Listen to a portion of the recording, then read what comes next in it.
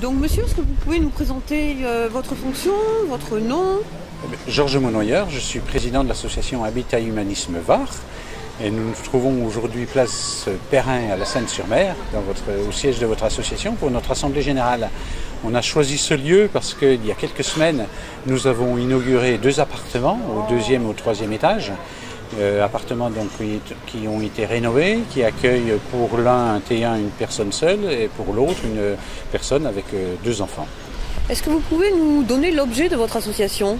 L'objet de l'association, c'est de créer du logement social pour des gens qui sont en situation de précarité, des gens relevant du RSA, minimum vieillesse, allocation adulte handicapé. Alors dans le cadre de réhabilitation, comme on l'a fait Place Perrin, ou dans le cadre de la construction neuve, avec des droits à construction.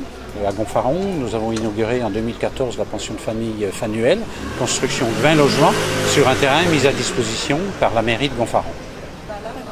Des projets à venir? Beaucoup de projets à venir. Nous cherchons à développer particulièrement les opérations propriétaires solidaires.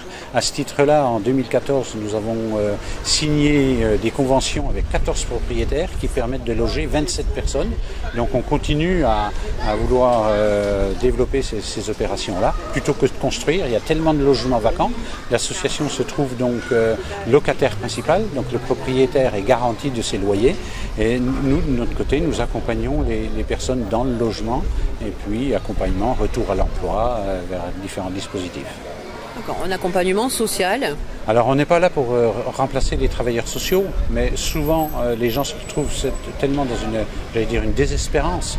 Ils sont envahis par leurs soucis que le lien avec les travailleurs sociaux peut être cassé à un moment donné. Donc on est un peu le maillon qui permet de créer du lien avec les travailleurs sociaux.